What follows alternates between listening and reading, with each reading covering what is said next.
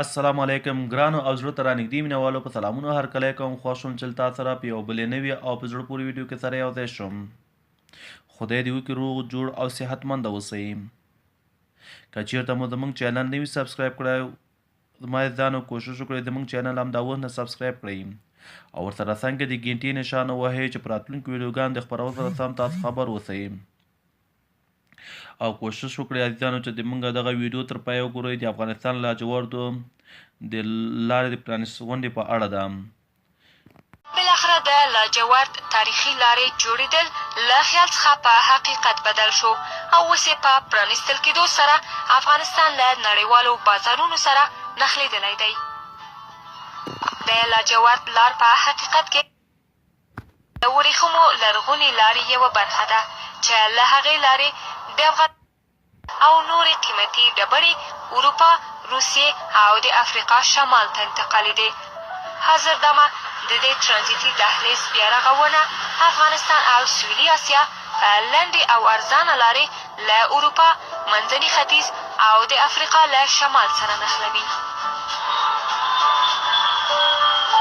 د لاجورد ترانزیتي دهلیز د افغانستان له تورغونډۍ او اقینې پایل او له ترکمنستان، آذربایجان، ګرجستان او ترکیې څخه په تېرېدو له اروپا سره نښلېږي.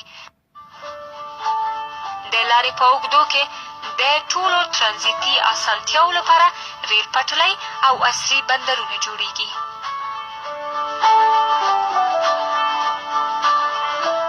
له لاجورد لارې څخه په ګټې اخیستنې د افغانستان لپاره ترانزیتي لارې زیاتېږي او په اوږدمهال کې د ترانزیت لګښت او وخت راکمیږي.